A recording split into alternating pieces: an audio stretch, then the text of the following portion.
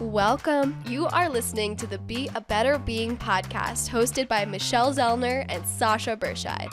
Michelle and Sasha are here to give you information and inspiration to help you live your healthiest, happiest lives. Thank you for tuning in. We hope you enjoy the show. Greetings. Thank you for tuning into the Be a Better Being podcast. I'm Michelle Zellner, your host, and my beautiful side host, Sasha, is with me today. How's it going? Beautiful. Yoo-hoo, everyone. I'm here. You are here. I'm excited for this conversation. So back in April of 2022, August, you interviewed me because it was Better Being's 25th birthday. And you are going to do that again, not about the birthday, but we're going to talk about something that I am incredibly passionate about. I know you are too, but I have been advocating for this for at least 25 years. And that is strength training.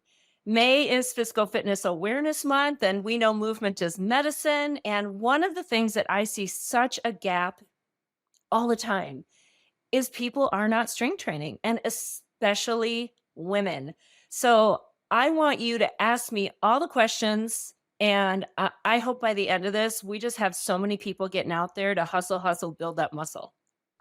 Ooh, girl, that was good. I like that one. Yes, I want by the end of this for people to feel confident in going and picking up weight because of all the benefits and that we can debunk. I want to debunk so many myths. Let's do it. Okay, so the first one is this. Why are muscles, and this one is coming to you from Andrew because he asked me this like 2 weeks ago and I was like, this isn't a real question, right? Like you're not asking me this question. He's like, oh yeah. And I'm like, okay, well, so I had to explain this to him, but why is weightlifting so like these muscles, right? Like why is this important to your actual skeletal system? More importantly, why is this so important to your bones if you're a woman?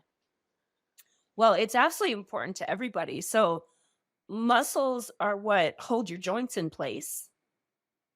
Very often, if we don't have the strong, stable muscles, both sides of the joint, we're going to be at risk for maybe some kind of tendon tear, ligament tear, maybe a dislocation. Those are the extreme versions. But also just to have the strength to move your body around. And as far as bone density, when we contract the muscle, that applies force on all sides of the bone, and that pressure is what helps build what we call iconoclasts. Those are bone molecules that really help create that bone density. And this is critical for kids. We are seeing osteoporosis in younger and younger and younger people because up until the age of 25, you are building your bone bank. You've hit peak bone mass by that age, and then you are withdrawing. And the goal is to have built up enough and to slowly withdraw so that you have plenty of dense bones before you die. Otherwise, you end up with osteopenia and osteoporosis, and now we're going to be at risk for breaking bones and them not healing well. So unfortunately, because of the way generations now have been growing up sedentary and horrible nutrition, which plays a huge role in bone density as well, we are seeing this peak bone mass not being very peak. And so we see osteoporosis in younger and younger people. So parents, get your kids working out, move their muscles, do physical things, lift things, carry things, push things, pull things, get on the monkey bars and do pull-ups and climb around, climb the ropes, do all those things that I know I did as a kid. Sasha, I didn't know if those things were going on when you were a kid. We did not have any cable. We had no television. We lived in the middle of a 100-acre farm. I didn't have neighbors. I used my imagination and I played outside all the time. I'm very thankful for the era that I grew up in because had it been today's day, it would be so much different. So when it comes to muscle mass, okay, women are so scared to start lifting because it's gonna make me look like a man. I'm going to be so muscular. But what I have learned is that it's actually very opposite. So tell us why, as a woman, why should I lift weights? And if I came to you and I said, I don't want to lift weights because I don't want to look masculine, what will you tell me? Well, I will tell you first, show me some pictures of women who you think look masculine, because that means different to everybody, right? I mean, I'll be honest, sometimes I look at pictures of me and I'm like, that's a little much. Like, that's a little too muscly. I am not a fan of me looking like that sometimes. And some people might look at me and think, oh my gosh, that is like the perfect amount of muscle tone. Other people might look at me and think, "Ugh, she looks like way too bulky." I'm so So, glad. I'm so glad you called that out. This reminds me of a conversation that I had with Paige. And she had showed me someone, and I said, okay, but that could just be you saying something about that person. So, like, I think that's an important call out.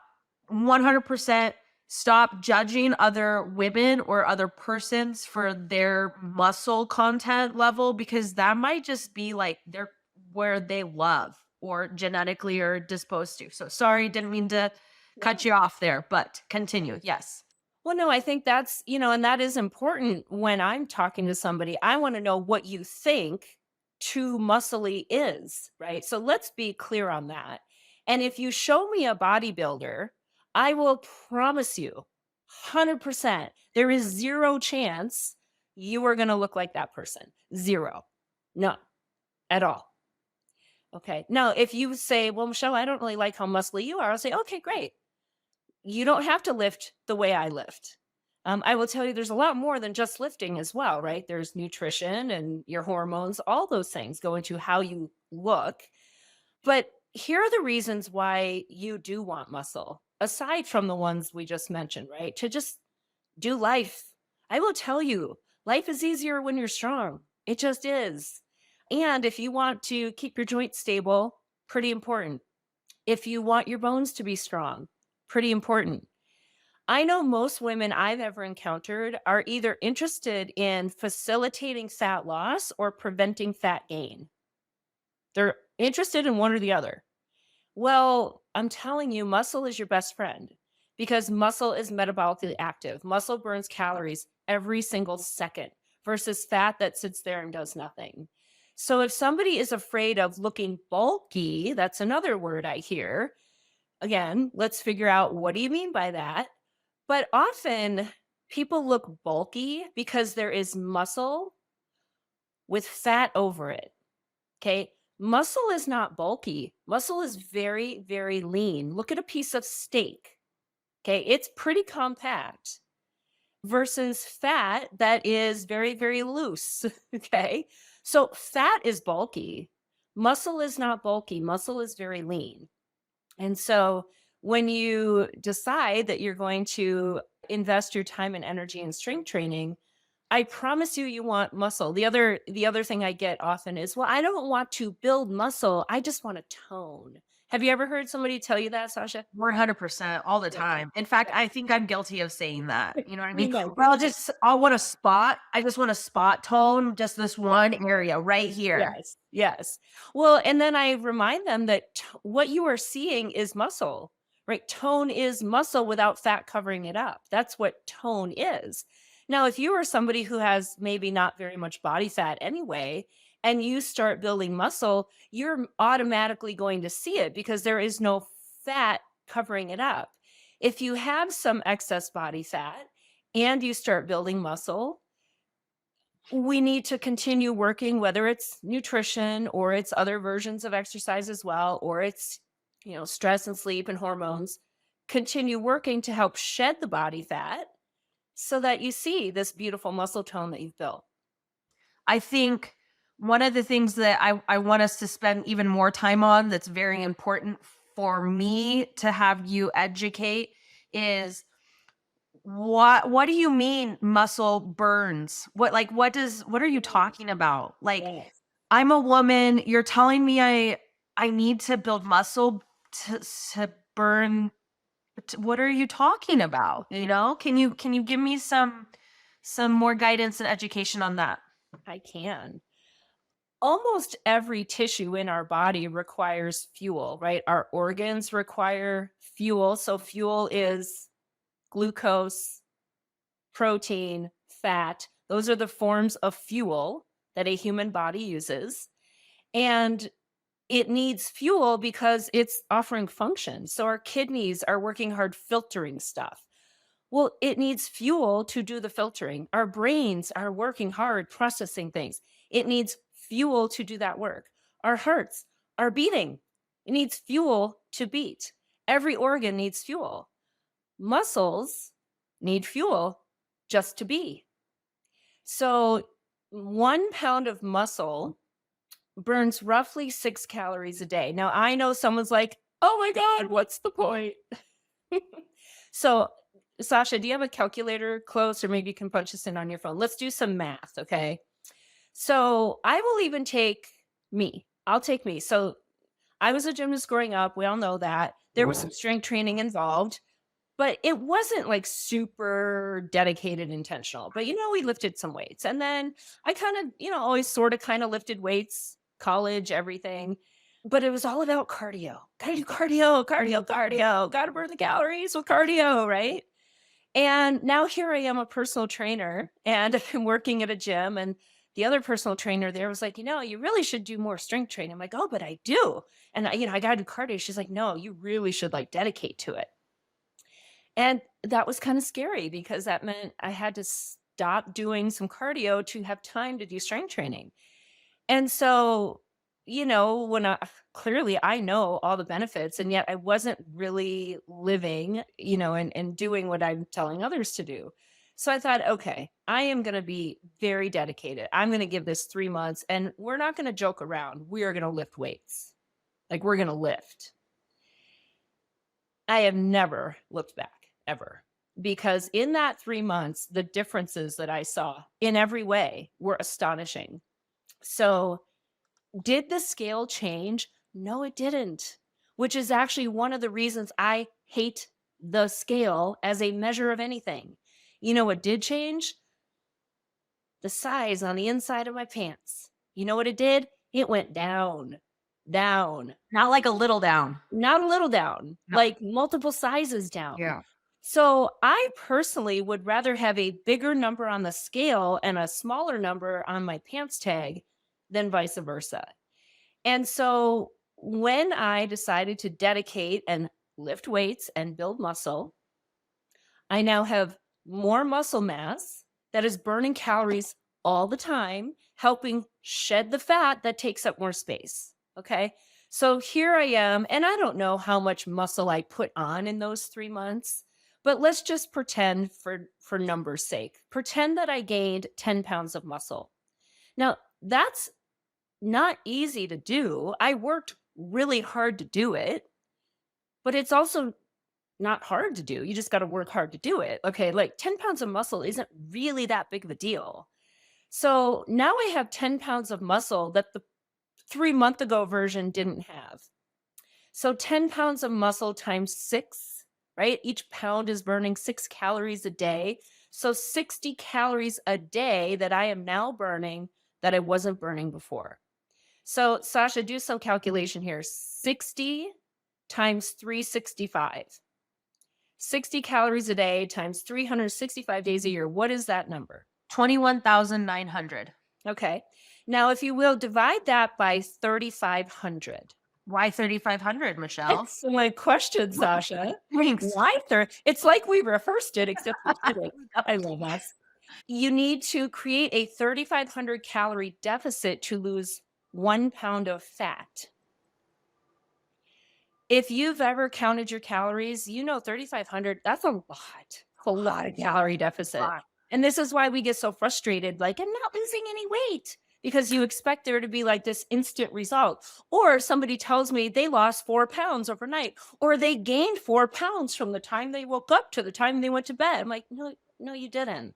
Okay, that's called water weight. That's not like actual weight. So another reason I hate the scale. All right, so divided by 3,500, what is that number? 6.25. Okay, so the version of Michelle who built 10 pounds of muscle is now burning the equivalent of 6.25 pounds of fat every year that the version of Michelle who didn't build 10 pounds of muscle is not burning. Everything else is the same. Her height's the same. Her actual weight is the same. Her age is 1 year different, doesn't matter. And she's a female, okay? Height, weight, age, and gender. That's how we determine basal metabolic rate. That number of calories that you burn in 24 hours laying in bed doing nothing for your human to exist. The more muscle you have, the more calories you are burning every single second of your life. And so now let's take that 6.25 pounds. And maybe at that point, she was 27 years old. And now she's 37 years old. And she hasn't gained the weight that a lot of her friends have. And now she's 47 years old. And she hasn't gained the weight that a lot of her friends have. Again, this Michelle has done a lot of work on her nutrition. So clearly there's a lot going on with that as well. But I guarantee you, me having muscle for as long as I've had it, because I decided early on, I'm going to listen to this other trainer who's been a trainer for a long time, and I'm going to do it. And I have decided that that is a very worthy time of my energy, investment of my energy. This is why I'm so passionate about everybody, men and women, everybody building muscle. I agree 100%. If I could encourage anyone to go out and do something different today, it would be to challenge them to get into strength training. Absolutely. It changed my life. I am still a proud cardio queen, very proud of it. But for those of you that don't know, the way I train is I train 3 days on, I take 1 day off. So every 3 days I go hard, and then I force myself to have that 4th day off. So every week is different. I work out 5 days a week. It's 3 days on, 1 day off. That's the way my body likes it. And my biggest issue is I love to run. I love running. Running is my favorite because I meditate during that time. So I really talk to God. So what I have told myself is, Sasha, you are allowed to run 2 of those days, but you have got to implement strength training. You have to. It is a non-negotiable. You have to do a strength training on 1 of those days because the benefits are out of this world. Prior to doing any type of weightlifting, when I got sober in 2014, about 2 weeks into my sobriety, my boyfriend at the time, he purchased me a 1-month CrossFit thing, okay? And I am telling you, I have never looked back since then. Starting strength training has completely transformed my life, but also my body. Holy macaroni. If you are pregnant and you're listening to this and if you've never done strength training before, get out there. There's not a single person, 95 years old, you don't know what I'm talking about, get out there, find someone. Because the benefits you're just going to start reaping them in. I have our buddy Paige, she just had a baby 2 weeks ago. The woman already has a 6-pack because she strength trained the entire time and was strength training before. So on top of that, when I sit here and I think back to college, I think of this gal who wrote down everything she ate, every calorie, 100 calories on this, 250 calories on this. And then at the end of the day, she would go and run on the treadmill or on the track to make sure that, all of those calories for that. What would you tell this girl now? That wasn't me. I just didn't eat. I didn't eat enough. And that caused me to be poofy. Because if you don't eat, your body holds on to everything. I'm gonna let you go and dissect everything that I have to say here. But she was obviously had some eating issues, eating disorder. But if she knew she ate 1,300 calories that day, and she knew that her body burned 1,200 calories, she had to go and exercise that extra 100 calories. Talk to me about what you would do in that instance. Well, I first want to say, going back to cardio is still important, right? Because your heart is a muscle, and the only way we strengthen that muscle is through cardio. So everybody listening, if you love lifting weights, you still need to do cardio because as far as I know, you have a heart and we want it to be nice and strong. So you also have to do cardio. I also used to use exercise as a way to work off the calories or to earn my calories. So I encourage people to separate the two, right? Let's exercise because I want to exercise, because I want to be strong, because I want to have good posture, because I want to have a strong heart, because I want to reduce my risk for heart disease and for diabetes and for everything else, because I enjoy the mental health benefits of it. You are never going to outrun the calories that you eat. And if you do, we are now in disordered territory. And that's a big deal. And that certainly is something that we will have a deep dive conversation on at some point, because disordered eating and exercising is never about food and exercise, ever. It's always about something else. So if you can start to separate, the calories you took in and how many you're burning. Here's the other thing. A machine, your device, your tracker, it does not know exactly how many calories you've eaten or exactly how many calories you've burned. Never. So if you are like, oh, I ate 300 calories of ice cream, I'm going to go on the bike and pedal 300 calories off. Guess what?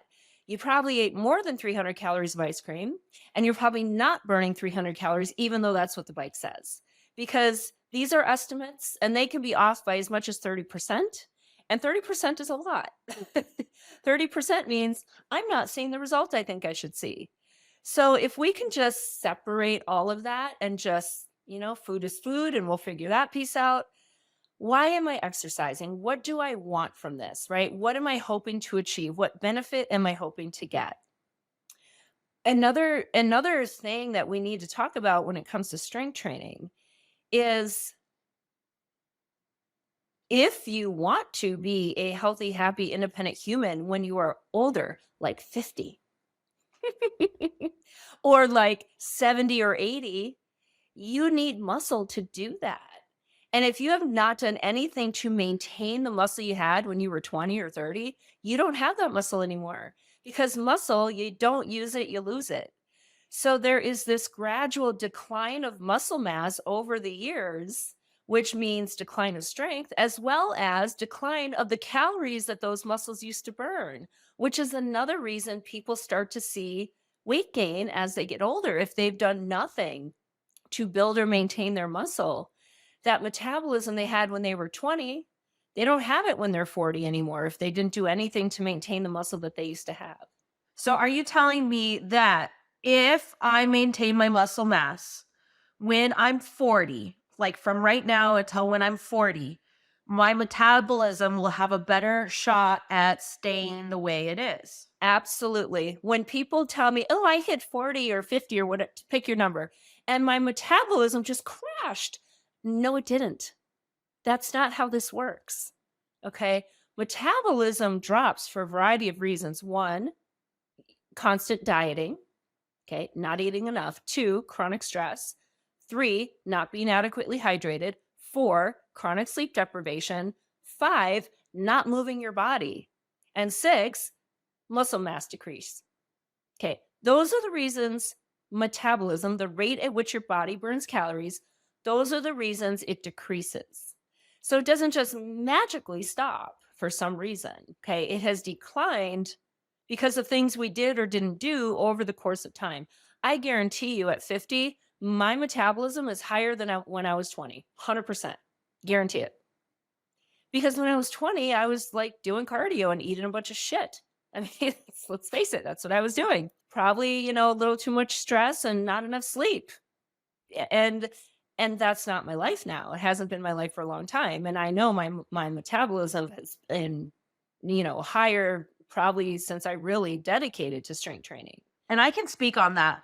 I stayed with Michelle a full weekend, and she fed me her sized meal. And I was like, girl, this is like 3 meals. And she's like, oh, this is just my snack. And I'm like, oh my goodness.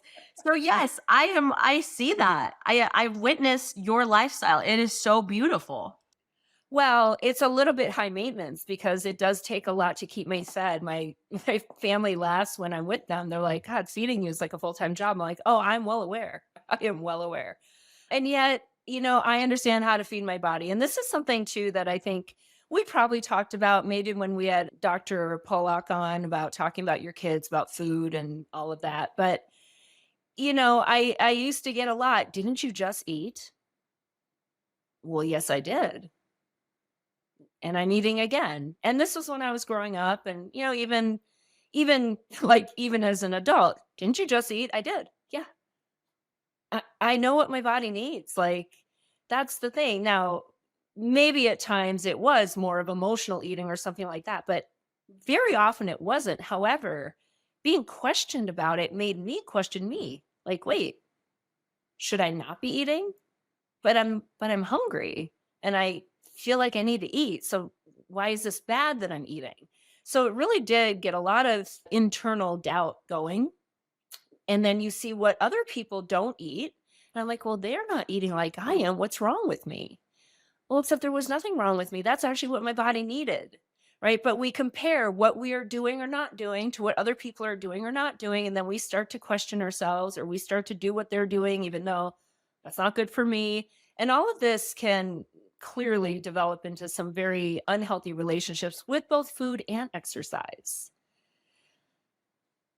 What else? What else you got for me for questions, Sasha? Okay, why is it that when I was doing cardio versus what I'm doing now, you know, I do implement strength training and I started when I got sober, but why is it that I look poofier and now I don't look poofy?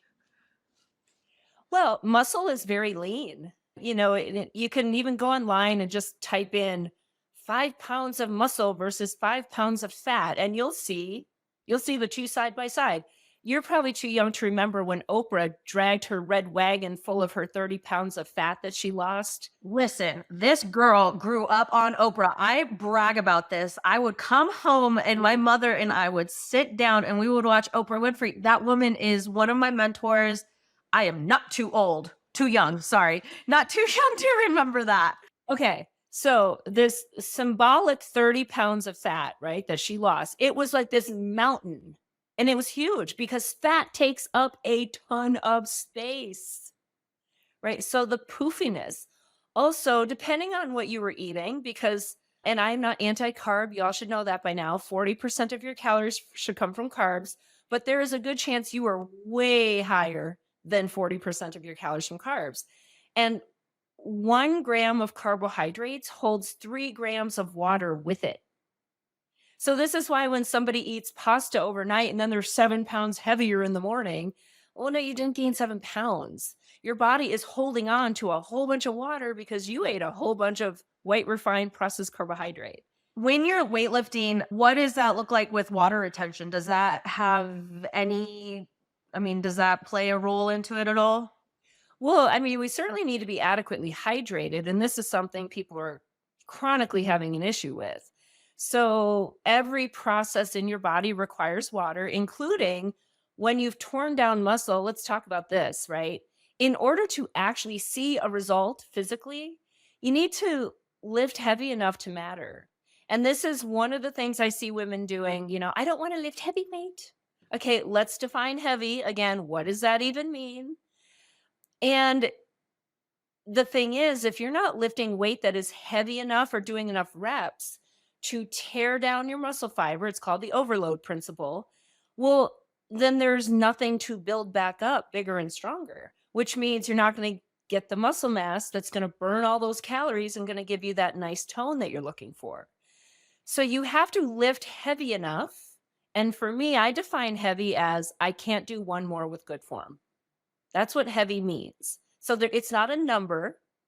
It's I can't do one more with good form.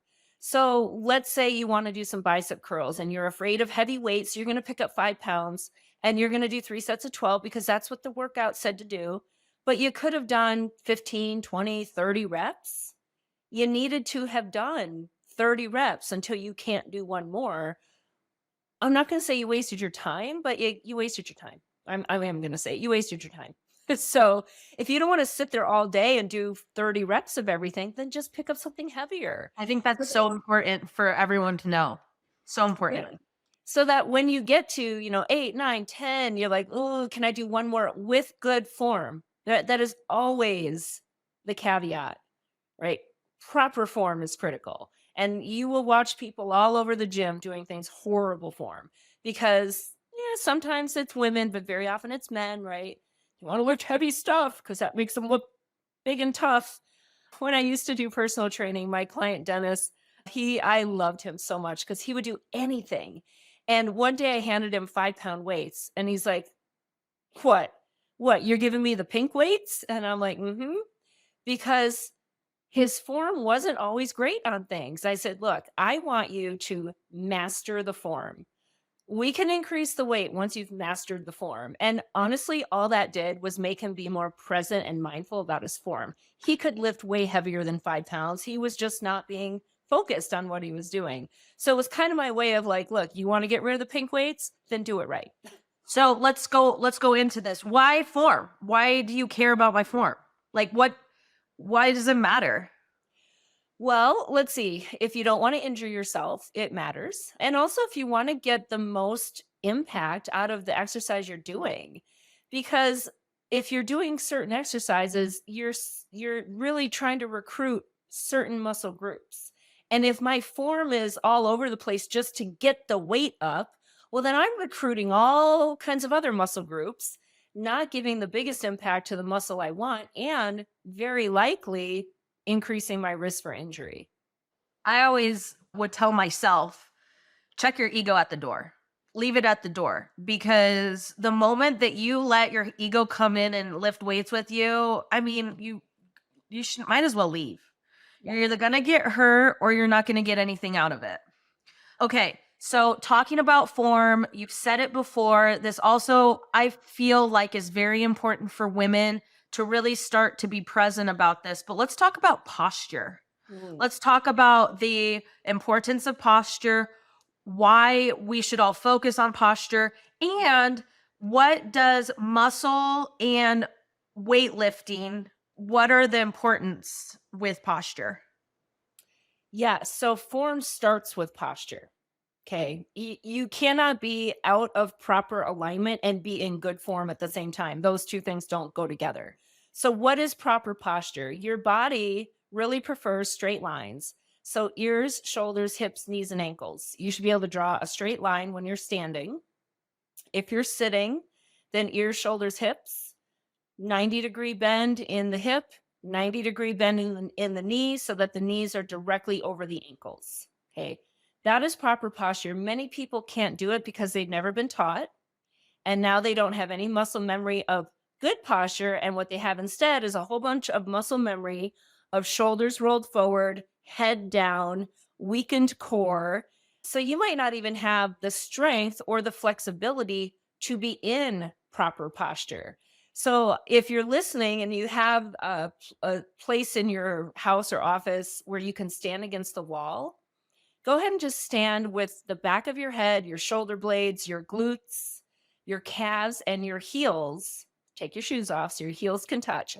All those points should be able to touch the wall at the same time. You want your chin to be parallel to the floor. You want your shoulders back because if your shoulders are rolled forward, they are not in line with your ears. So I like to instruct people to think about pinching a pencil between your shoulder blades. Okay, that keeps them back. Think about setting your shoulder blades down into your back pockets. That keeps them back. Your core should be engaged. So if I was going to come and punch you in the tummy, you would naturally tighten up. That's core engagement. You might have to do a tiny shift of your pelvis. When you engage your core, you'll actually feel your pelvis move forward a little bit. That brings your tailbone into neutral alignment. Some instructors, trainers, yoga, group exercise will call it a pelvic tilt. It is not a pelvic tilt. Okay. You don't want the pelvis tilted forward. You want it in neutral alignment. And if you are contracted in your core, it automatically does that.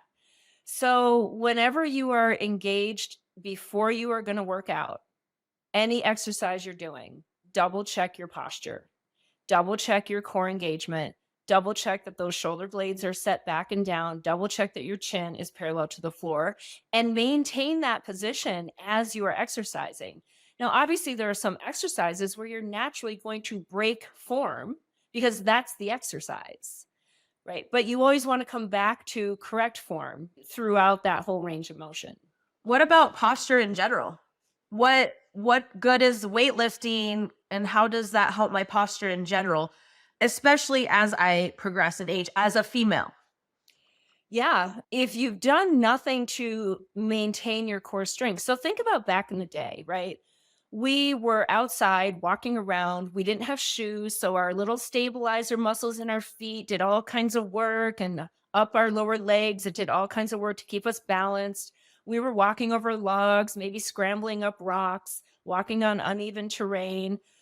We didn't have these things called chairs that had backs. If we were sitting, we actually had to physically hold ourselves upright. And we didn't really sit that much. So, all the things that we did in real life just naturally kept our core strong, kept our muscles strong. We also didn't do things like sit over a computer for 8 hours a day. So now my upper back is totally weak because I'm all hunched over. My chest is totally tight because I'm all hunched over. I have no core strength because I let the back of the chair do all the work for me. Well, your muscles, if you don't use them, you lose them. So now my core has deconditioned. If I don't have the strength to even put myself in proper posture, how can I put myself in proper posture? So it's strength and flexibility, right? Working the core, working the flexibility to make sure I can get myself in that proper alignment. And there are certain exercises we can do to help engage in that. But the easiest thing to do is just to start to practice good posture, right? If you don't want to drop down into a plank, you don't have to. Stand with good posture and engage your core. When I have classes do this within a minute, all of a sudden they already recognize that they've collapsed in the core. So you have to be very dedicated and intentional about it because until it's natural, you're not going to do it. And we have what's called muscle memory. So if you have no memory of this because you haven't been doing it, you're going to have to create the memory. I am one of the things I'm most grateful for gymnastics is my posture because that is just a sport that you stand with good posture. Now, there are some issues because there are some things in gymnastics that are not good posture, like standing with your butt up. We call it the ducktail, right? You stand with that big arch in your back, or you salute the judge with the big arch in your back, and you do a lot of exercises or tricks with a big arch in your back. So I am very, very mindful of that. I know that I ducktail very easily. So I'm always cognizant of that when I'm standing, teaching or talking.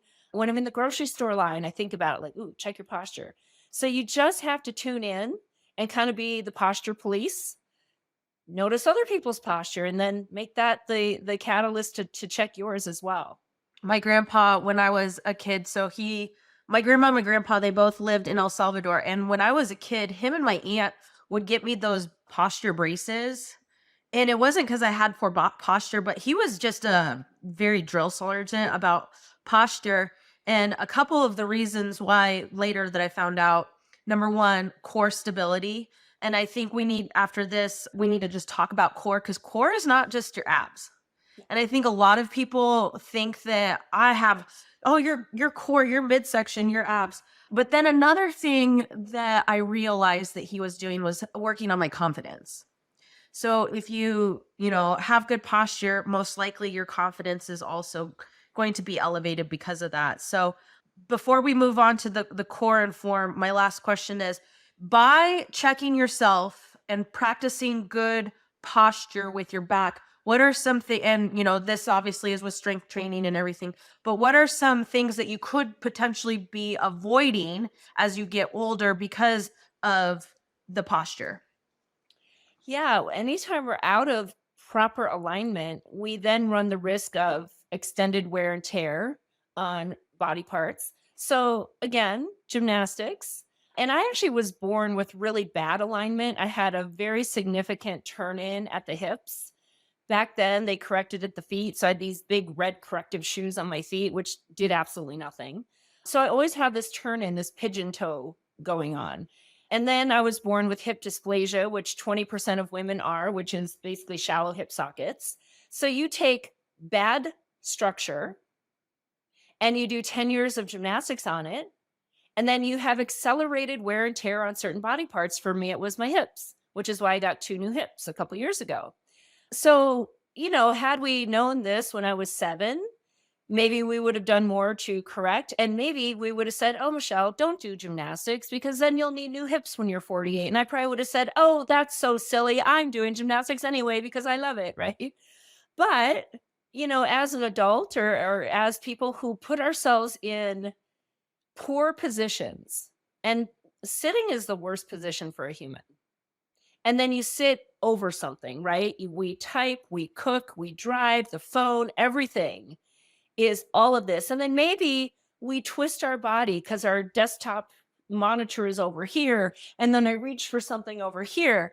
And I'm doing all of these things repetitively, day after week after month after year. And so some muscles become weak and overstretched. Other muscles become chronically contracted. Some ligaments and tendons become weak and overstretched. Other ligaments and tendons become super short. Now my bones have shifted and now I got some, alignment issues where body parts are rubbing on body parts that they shouldn't be. And then you have chronic pain, or you have tendonitis, or you have accelerated wear and tear in your body parts and now you need new joints. These are all things that could definitely accelerate because of poor posture. A lot of times when somebody's got neck pain, shoulder pain, back pain, hip pain, you name it, posture is almost always involved, and repetitive poor posture. And strength training can help your posture in all these things. Yes, as long as you're doing it correctly. Like that's the thing. And this is one thing that, we don't like to be tedious, right? Especially if you're like committed to strength training. Well, you just want to go and start doing stuff. I watch people that they shouldn't be doing what they're doing because they can't even move their body with good posture. So how can you go do some of these exercises properly? You can't. So again, check that ego at the door. Let's do these corrective things so that my body can actually function correctly so that I can then go do the exercises correctly. And it's the tedious little things that nobody likes because you don't feel like it's doing anything. And yet it's probably a pretty important foundational piece so that maybe you don't get hurt when you start doing some of these other strength training exercises. Last question for you. Yes. Okay. Women, we are conditioned to look at our midsection, looking at our core, looking at our abs. So as a woman, I want to get a smaller midsection and I'm going to go do 7 million abs or crunches. I'm working on my core, right? Yeah, right. Okay. Yeah. So number one, that will not give you smaller ab or, smaller midsection, right? You don't spot reduce. So anybody who thinks working on their core is going to make your stomach flat, that's not going to happen. That's going to help you have a strong core. Okay. What is a core? Let's go over that before you even start going into this. So your core are all the insides from your sternum to your pelvic floor in front, and from the base of your neck to the base of your spine and back, and all of the things around, front and back, in and out. Crunches, huge waste of time. Let's stop, because literally huge waste of time.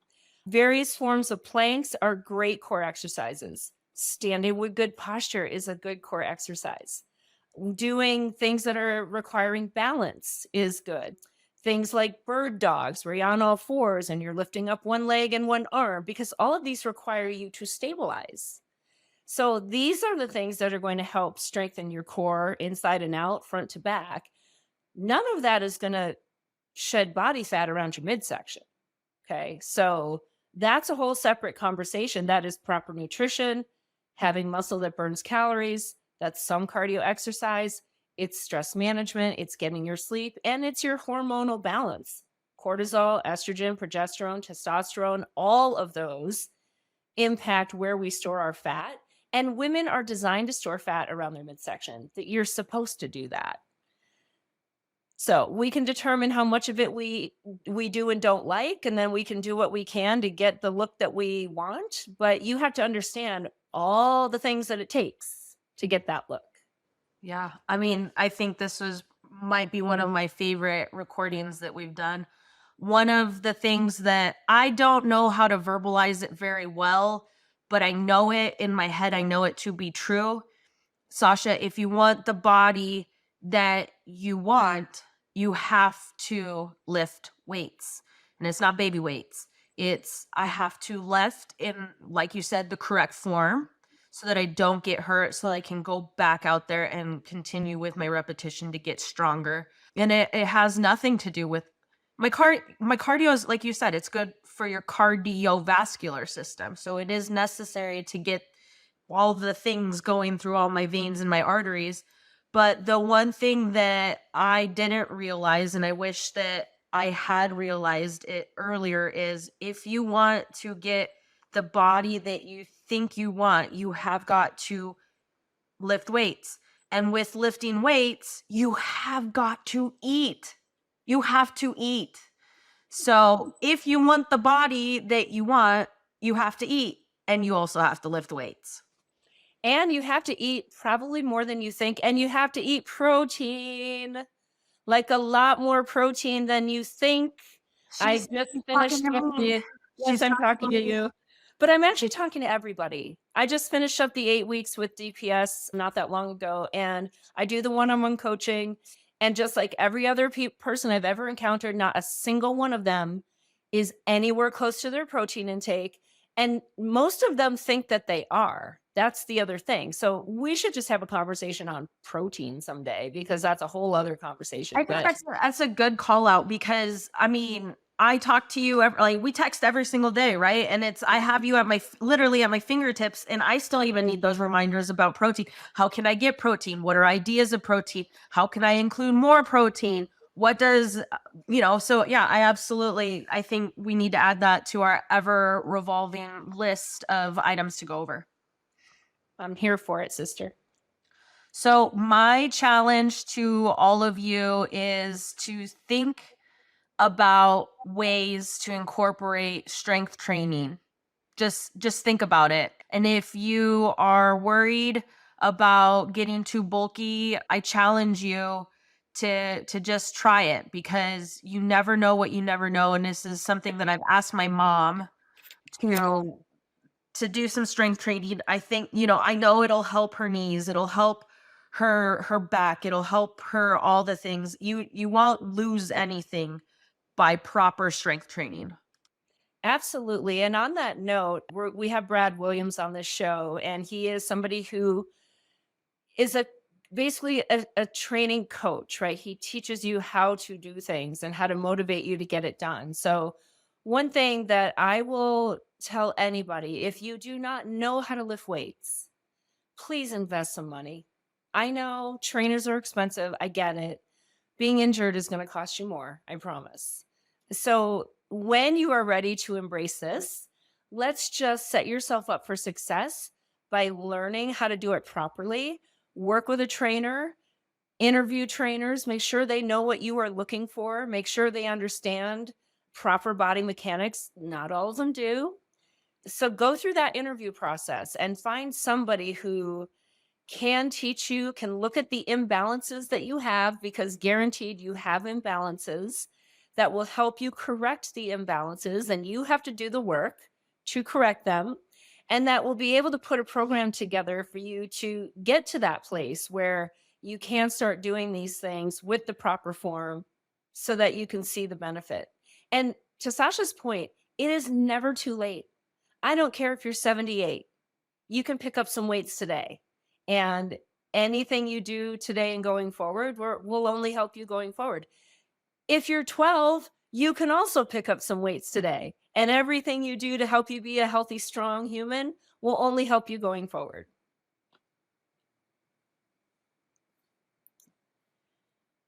What else, girlfriend? Did we hit as much as we need to on this one? I feel like we did. I just have got to encourage my girlfriends out there. You want to lose weight? Pick up the weights. Well, and let's just rephrase that. And I'm going to tell you why. I hate the term lose weight. Because like I said, the skill might not change. I actually trained a woman. So after I went through this big epiphany, like, oh my gosh, this is the way. One of my clients was so fixated on the number on the scale. She hired me, she trained with me for 3 months. She's like, "Okay, I'm gonna give it a try." The scale went up by 1 pound. Her pant size went down 3 sizes. She was like, "I can't do this anymore. I gained weight." I can't help you. I can't help you. I guess 100% I need to change the words, but the intent is still there, I guess Yeah. is what I should be saying, because I haven't weighed myself for 2 years now. By March 1st of 2021 was the last time I weighed myself, and I went into a tizzy, so I cannot do it anymore. But if you want to see a difference in your body and the definition of your body and the muscle and your tone, if you want to get more tone, pick up the weights. Yes. And if you just want to have energy and confidence and feel strong, I mean, I'm telling you, the amount of times I way overpack my carry-on suitcase is absurd. And I'm okay with it because I can put it in the overhead bin and take it out of the overhead bin with ease. I'm not worried about knocking out my seatmate because I have the strength to do that. And that feels good knowing I can do that. Life is easier when you're strong. So I said it in the beginning, I will say it again: hustle, hustle, build that muscle. I love that. Thank you so much for sharing all of that knowledge. I know that I got so much out of it. It made me want to go back outside and get some weight training in right now after this. So thank you so much. You're a resource of knowledge, and I genuinely appreciate you. Do you want to close us out? I mean, it's just the old standard. Thank you, everybody, for listening. And now you get to go and be a better being.